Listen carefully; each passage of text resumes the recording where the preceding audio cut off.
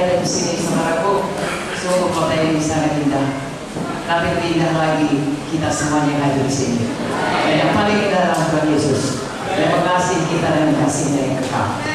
Sebelum Ibu Vicky dan Ibu Joyce menyampaikan firman Tuhan, saya mau bersaksi dulu kepada saudara mengenai betapa baiknya Tuhan Yesus itu. Dan sesuai dengan tema daripada KKR kita, yaitu ucapan syukur untuk kemerdekaan kita selaku negara Republik Indonesia. Walaupun ini sudah bulan September, saya kira kita semua sangat bersyukur negara ini sudah merdeka.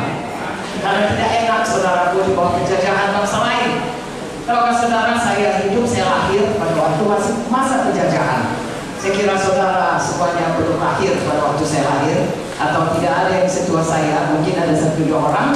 Saya lahir tahun 43, 1943, zaman cepat. Saudaraku, ini saudara bisa kira-kira terkawal saya 77 tahun sekarang ini.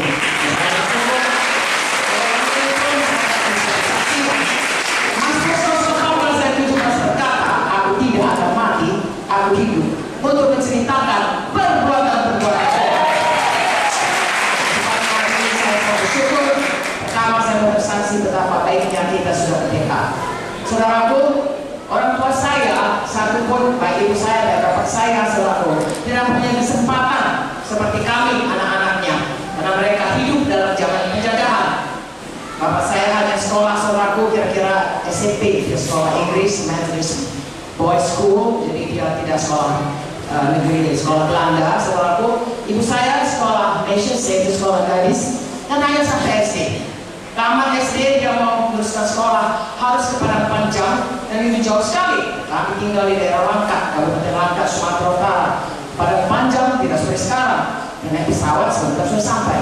Kalau dulu itu berhari-hari, dan dia anak tunggal, wanita daripada nenek saya, saudaraku, jadi dia tidak jadi sekolah. Tapi abangnya, paman saya memang bisa sekolah sampai ke negeri Belanda, saudaraku. Itu pun bukan karena orang tua atau kakek saya, karena ada sepupunya yang bekerja kepada orang Belanda, lalu dengan jaminan dari sepupu ini, bisalah dia pergi ke negeri Belanda. Kalau tidak, amat sulit untuk sekolah pada zaman itu. Dan saya bersyukur, sudah negeri ini merdeka, kita semua boleh bebas. Bebas sekolah, bebas saudaraku menentukan nasib bangsa atau rakyat kita. Tidak lagi di bawah penjajahan. Tapi hari ini saya mau menceritakan, bersaksi mengenai satu penjajahan yang jauh lebih kejam dan lebih dahsyat daripada penjajahan bangsa terhadap bangsa. Ya, daripada kalau bukan berkata eksploitasi lokal itu manusia menekan manusia, ini lebih dahsyat, yaitu penjajahan daripada setan, penjajahan dosa terhadap kita manusia. Hari ini saya mau bersaksi bahwa saya sudah merdeka oleh Tuhan Yesus dari penjara dosa. Haleluya. Saya dulu tidak tahu, saudaraku, orang tua saya, orang tua dan semua orang menasihatkan, kalau mau sukses, kalau mau berhasil dalam hidup ini harus kerja keras, belajar keras, harus pintar, dapat kedudukan atau pendidikan tinggi, lalu kau akan menjadi orang yang berhasil. Saya ikutlah saudaraku, saya tidak mengerti. Karena firman Tuhan berkata, bahwasanya kita ini semua sudah di bawah dosa, sudah berbuat dosa, sudah diperhamba dosa, dan semua manusia yang sudah berdosa itu kehilangan kemuliaan Allah. Roma 3:23. Dan yang paling mengerikan upah dosa, Roma 6:23, yaitu maut, neraka yang kekal. Saya tidak tahu. Saya sibuk saudaraku sekolah tahun 1960, saya masuk 14 kuliah tahun USU di Medan, 17 tahun. Saya waktu itu dan belajar dengan kuat sebisa-bisanya. SD saya juara, SMP juara, SMA juara, masuk ke fakultas saya usahakan jadi juara, tidak pernah fair, selalu dapat yang paling baik, tingkat 1, tingkat 2, tingkat 3, sampai tamat, kira-kira 7 tahun dapat tamat kalau di USU. Tapi tahukah saudara, dalam kurun waktu 7 tahun saya di fakultas kedokteran itu terjadi tragedi yang besar dalam keluarga kami, di mana semua pendidikan, semua uang, semua apapun pengetahuan, hikmat manusia tidak bisa menolong. Disitulah saya dimerdekakan Tuhan. Saudaraku, apa yang terjadi? Ibu saya 3 bersaudara. Begitu saya tamat SMA, opung guru saya meninggal. Opung guru saya sekejap jantung, sudah pingsan, ya. Terutama karena pada waktu anaknya yang di Belanda itu pada zaman penjajahan, saudara kan dikatakan sudah mati, lalu dia sakit jantung. Begitu Indonesia mati, dia tinggal dengan kami dengan orang penyakit jantung. Tidak lama kemudian, tulang saya, ibu saya 3 bersaudara, dia sendiri perempuan, 2 laki-laki saudaranya. Tulang saya yang paling tua, istrinya meninggal. Dikatakan karena sakit kanker. Pertama kali saya mendengar penyakit kanker tahun 1961. Lalu kemudian tidak lama kemudian, tulang saya paling muda meninggal. Dia baik-baik, orang yang tegap, saudaraku handsome, tiba-tiba meninggal dan dokter berkata sakit jantung. Waktu itu tidak banyak orang tiba-tiba sakit jantung, terus seperti sekarang ini. Sangat membuat hati tertekan, ya, terpuruk. Kenapa begini? Tanda-tanda besar dalam hati saya. Sebenarnya ini ada apa? Tapi tidak lama kemudian, karena tulang saya meninggal, dan ibu saya sangat sayang kepada tulang saya ini.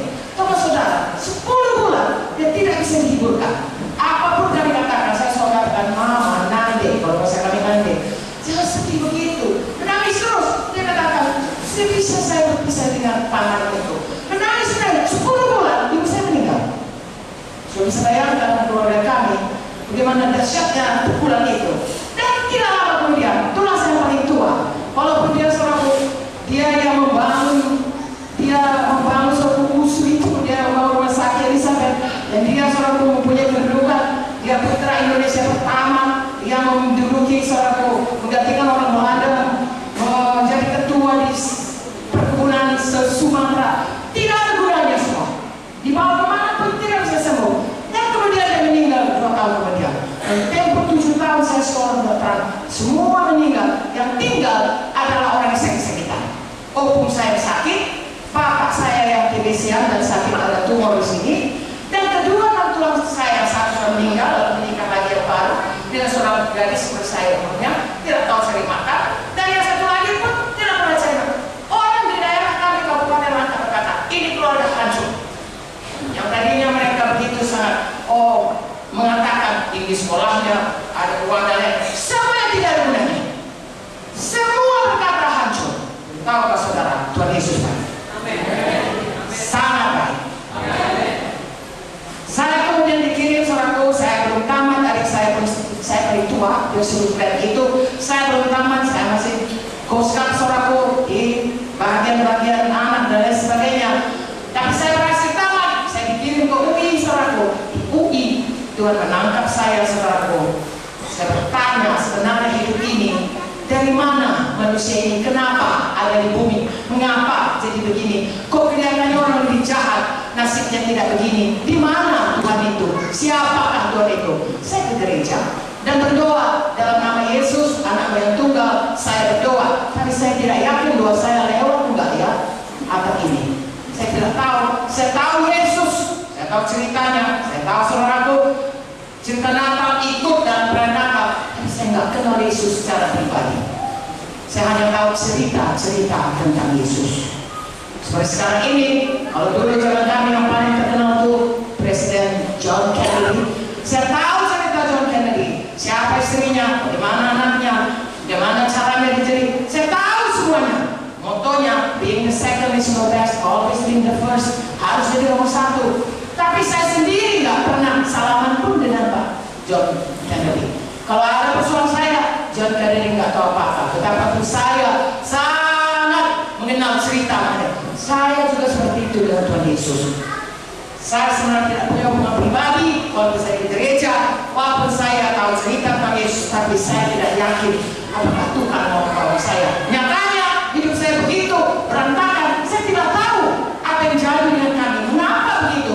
Sampai kemudian, saudaraku, saya dikatakan Tuhan kos di Jakarta dengan orang-orang yang sudah kenal Yesus. Anak Tuhan yang punya kesaksian bahwa Yesus itu baik, Yesus hidup, Yesus itu juru selamat. Haleluya. Belum pernah di kos itu ada demikian banyak orang Kristen. Justru yang Kristen itu bukan orang Batak, saya orang Batak, saudaraku. Ya, yang Kristen itu orang suku Jawa, suku Chinese. Yang mereka bersaksi kakak. Nah, saya waktu itu sudah lebih tua dari mereka dan saya kerja di rumah sakit. Kakak, marilah ke gerejaku. Lalu mereka bawa gereja pada satu hari Paskah, saudaraku, sebagai saudara hari ini diajak kawan datang kemari, ya, saya di situ mendengar bukan hanya cerita dengan Yesus saja, firman Tuhan yang menjadi hidup kepada saya. Disitulah mata saya terbuka pada waktu pada waktu hamba Tuhan mengatakan Yesus sudah mati bagi saya. Yesus sangat mengasihi saya. Dia rela disalibkan, darahnya tercurah untuk menyucikan semua dosa saya. Saya memang orang berdosa, tapi hitam legam, merah patma sekalipun dosa saya akan menjadi putih seperti salju kalau saya mau menerima Yesus sebagai Tuhan dan Juru Selamat saya. Pada waktu saudara menyanyikan, semua seolah-olah Tuhan Yesus yang berkata kepada saya, semua sudah kuserahkan bagimu. Apakah yang mau kuserahkan? Saya katakan, Yesus Tuhan, kuserahkan seluruh hidupku. Semua sudah kutanggungkan bagimu. Apakah yang mau kutanggungkan bagiku? Saya katakan, Tuhan ini hidupku. Tuhan, aku mau mengikut Engkau. Semua sudah kulakukan bagimu.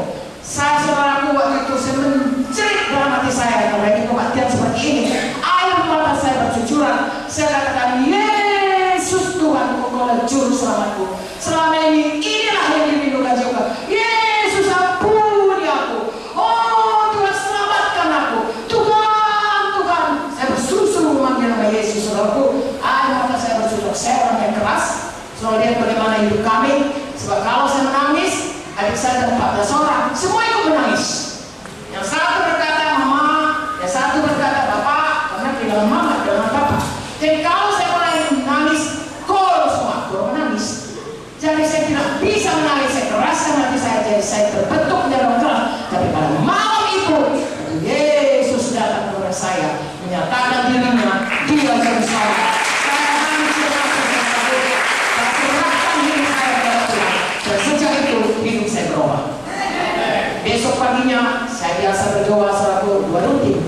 Pagi-pagi mau berangkat ke Cito selaku, ya waktu itu saya masih di Jakarta, kerja di rumah sakit Cito selaku bagaimana untuk supaya saya 1 tahun mendapat bukan saja super spesialis lagi, maka saya dapat mau jadi dokter anak, kemudian sudah itu lagi dokter spesialis darah anak lagi.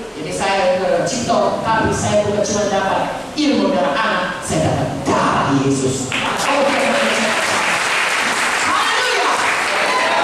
Pagi itu saya berdoa, saya katakan, Bapa dalam sorga, di dalam nama Yesus, saya datang kepadamu. Untuk pertama kalinya, saya rasakan Tuhan memeluk saya dan berkata, anakku, aku ada di sini, aku berkata, ada kesaksian roh saya, saudaraku, bahwa Bapa di sorga sudah menjadi Bapa saya. Yohanes 1:12 berkata, siapa yang percaya kepadanya diberi hak untuk menjadi anak-anak Allah. Haleluya. Dan sejak itu, saudaraku, setiap doa dalam nama Yesus selalu dijawab Tuhan. Ada hubungan pribadi dan saya berubah. Tidak lagi, saudaraku, jadi seperti dulu. Memang mau berkata saya baik. Dan terus terang saja, saudaraku, kalau belum kenal Yesus, baik pun itu adanya segi egoismenya. Saya berikan contoh, saya dokter, saudaraku, kalau pasien parah, saya takut, saudaraku, karena kalau dokter anak, kalau anaknya meninggal, dokter anaknya dikejar-kejar. Kenapa anakku mati, dokter? Anakku mati, dokter. Kita harus mengalami itu selalu setiap kali anak parah. Jadi egoismenya ilmu selamat diri. Kalau pasien parah, lalu berkata, ibu, bapak, penyakit anak ibu menurut kedokteran sudah parah, ya. Tapi kami sudah berusaha. Inilah obat yang paling baik. Belilah. Namun apa berbeda? Hidup mati di tangan Tuhan. Saya selamat diri. Kalau mati jangan salahkan saya. Ada egoisme. Sesudah saya selamat dan sesudah saya tahu tema dari KKR kita malam ini, Tuhan Yesus tidak berubah. Dulu, sekarang, sampai selama-lamanya, mujizat Tuhan masih berlaku.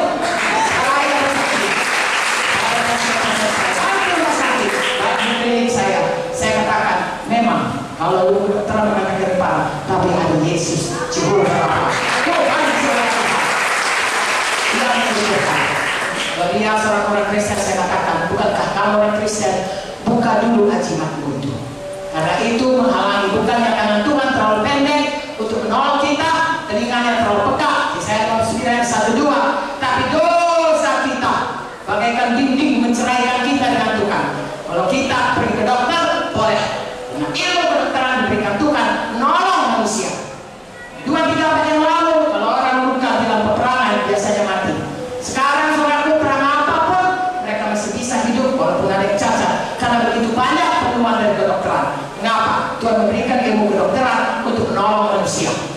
Saya katakan boleh kamu ke dokter, tapi jangan ke dukun, karena setiap yang diberikan dukun itu berasal dari kepercayaan kepada oknum yang bukan Tuhan Yesus. Jadi jangan pergi karena itu menghalangi. Kalau dia pakai tangkal, cimat seorang kulit jarinya, di plastik, biasanya kami tidak setuju, kami gunting, kami berdoa. Lalu anak yang parah berkali-kali saya lihat tidak mati dan hidup. Haleluya. Saya berjumpa lagi, saya sudah lama selalu praktek dokter, sudah gadis, karena sudah kawin dan sudah keluarga. Mereka hidup karena kuasa Tuhan menyentuh mereka. Nah, saudaraku, saya tidak lagi egois. Saya tidak berkata anakmu begini, jangan salahkan saya. Saya berkata ada Tuhan Yesus yang mengasihi kita, yang mau menjawab doa, yang mau memberikan mujizatnya bagi orang percaya. Mari percaya Yesus, mari percaya mujizat. Biarlah anakmu sehat, biarlah anakmu sembuh. Saya melihat saudaraku, beberapa gereja GKI didirikan oleh karena banyak jiwa-jiwa yang tadinya pasien saya. Kemudian pada waktu hamba-hamba Tuhan seperti saudara lihat yang tadi, dia sudah menyerahkan dirinya untuk melayani Tuhan, pergi ke daerah itu dan mereka dengar bahwa mereka mau mengadakan satu kebaktian, maka mereka membuka rumahnya untuk bisa menjadi tempat kebaktian. Mengapa? Karena mereka kenal Yesus, kenal kuasa Yesus, dan mereka mau mengikut Yesus sungguh-sungguh. Haleluya. Jadi saudaraku, saya bersyukur saya kemudian berubah sungguh-sungguh, ya, bukan hanya berubah dalam kasih demi mengasihi jiwa-jiwa, tapi juga berubah dalam mengalami kuasa Tuhan. Bukan hanya orang sakit, diri saya pun saya mengalami banyak mujizat Tuhan. Itu sebabnya saya mau bersaksi, kalau saya pun ditolong, saudara pun semua bisa ditolong. Haleluya. Kalau saya saksikan, kita tidak pulang dari tempat ini 3 bulan, saudaraku. Karena umur saya sudah 50 tahun mengalami kebaikan Tuhan. Pada waktu saya sekitar baru melayani, sekitar 30 tahun umur saya, saudaraku, saya masih tetap bekerja di kedokteran sampai satu waktu tidak cukup lagi waktu untuk pergi, saudaraku, karena gereja begitu banyak harus dilayani. Saya minta izin kepada dekan, saudaraku, untuk keluar sebelum waktunya pensiun. Mereka berkata, "Oh, gila kau." Ya memang, tapi saya tidak katakan saya gila Yesus. Tapi tidak saya katakan demikian, karena kasih Tuhan menguasai hati kita.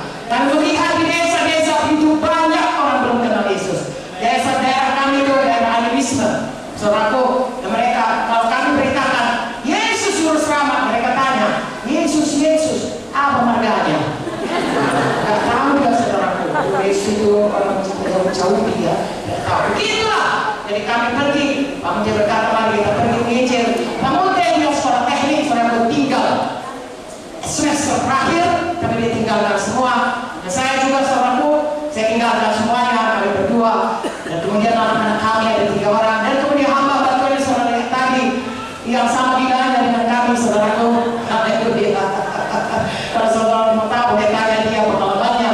Tapi saya berkata, dalam segala perkara Tuhan Yesus baik. Dan pada waktu memulai gereja itu banyak tekanan, saudaraku. Saya percaya semua kita yang mengasihi Tuhan pasti akan mengalami banyak halangan dari setan. Tapi tahukah saudara, nama Yesus di atas segala nama.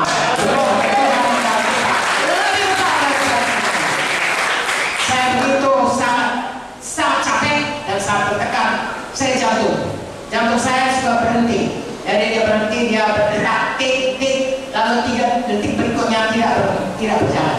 Berhenti. Dan saudara tahu pada waktu berhenti, saya rasanya saudara mulai yang mau mati, takut mati. Ya, kalau saudara sakit jantung bisa saudara alami itu. Ya, dikasih obat tidak baik-baik, saudaraku. Saya masuk ICU, saudaraku, ya, untuk khusus jantung tidak baik-baik. Tapi kemudian Tuhan Yesus berkata, pada waktu dia disalib, dia juga sudah berbilur-bilur, disengsarakan. Bilur-bilur Yesus itulah yang menjamin kesembuhan kita. Saya bersandar, saudaraku, berseru kepada Tuhan. Dan saudara dengarkan firman Tuhan baik-baik. Dan saudara tahu bagaimana berseru, bersandar kepada Tuhan. Saya tidak bisa jalan, saudaraku, kalau kebaktian. Mau jalan, saya harus menjemput bapak saya jauh ke dalam. Seperti ini tadi masuk ke dalam. Saya berkata, dia misalnya aku lari ke dalam menjemput bapakku, ini di mobil tersendah-sendah, saya bilang, Tuhanku, satu hari saya pasti bisa lagi berlari lagi, jantungku pasti sembuh. Haleluya. Profesor saya berkata, jantungmu ini kayaknya mesti dipakai pacu jantung. Istilahnya seperti kalau dipakai baterai, kalau baterainya mati, matilah aku. Tapi katanya 77 tahun saya masih hidup.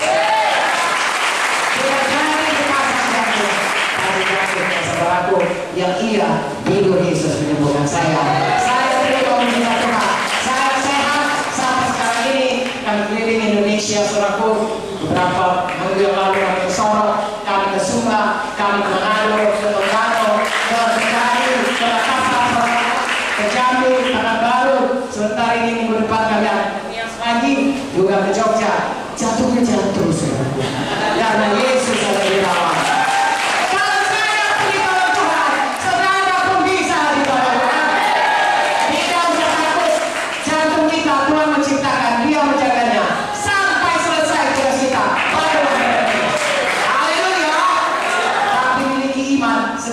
Dengan iman tidak ada yang mustahil. Haleluya. Itu sebabnya dengarkan sekali lagi firman Tuhan. Amin, saudaraku. Saat kami mau ke Timor Leste, yang lagi kesaksiannya hari Seninnya, malam Seninnya saya harus berangkat, saudaraku. Tapi hari Jumat malam saya jatuh. Orang-orang di rumah kami kurang begitu hati-hati, dibuat air tergenang, bocor, saudaraku. Dapur itu saya sudah katakan, taruh tandanya supaya saya, karena saya sudah tua, saya tidak bisa lihat seorangku secepat anak muda. Saya pun tak taruh tandanya, ada ember atau ada kain supaya saya tahu. Mereka lupa, saudaraku, mereka cabut, mereka jatuh, tidak apa-apa. Saya jatuh, terduduk, saudaraku. Seumur saya kalau demikian, pada tinggal, 3 bulan, paling lama anak muda pasti mati. Itu pengetahuan kedokterannya. Saya jatuh, terduduk, saya pikir Tuhan, ini gak bisa, saudaraku, jangankan duduk, lari pun gak tahan sakitnya. Saya digendong ke rumah sakit, saudaraku. Sampai rumah sakit saya katakan sama dokter mediknya itu, saya mau ke Timor Leste 2 hari lagi. Lalu dia katakan, ibu kita foto dulu. Saudaraku, dia pikirkan foto nanti kalau patah gimana pergi.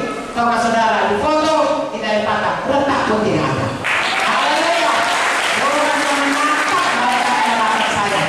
Tetapi saudaraku tidak bisa bergerak.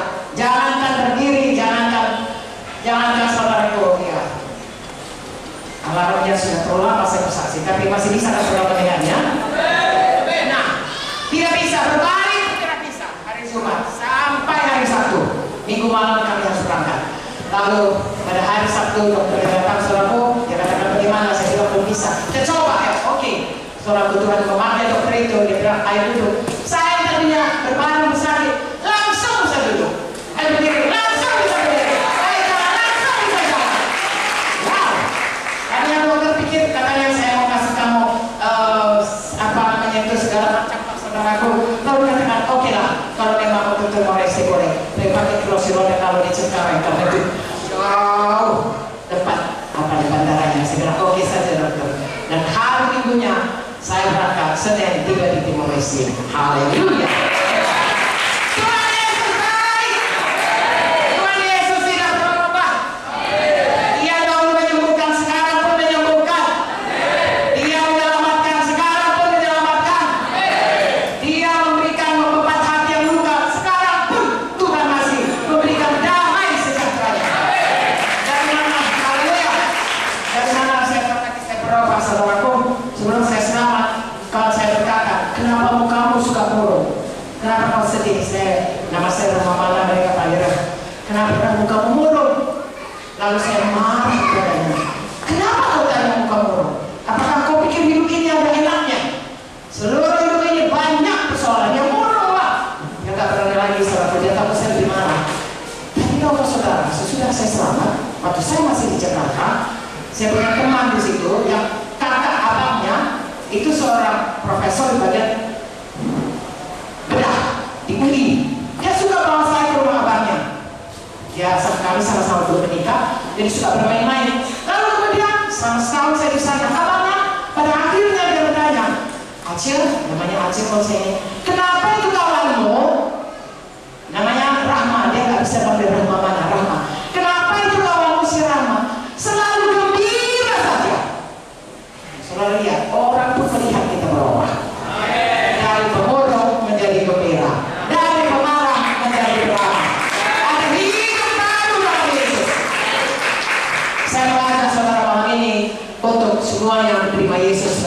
dan Juru Selamat. Karena Tuhan Yesus baik, Dia mengampuni bahkan sudah mengangkat semua dosa kita. Kalau seorang sakit, kalaupun belum sakit, kapan saja pulang dari sini, Tuhan Yesus itu Jehovah Rafa, Tuhan yang menyembuhkan kita. Berseru kepadanya, percaya kepadanya, Tuhan akan menyembuhkan. Haleluya. Apapun persoalan kita, Tuhan Yesus jawab antara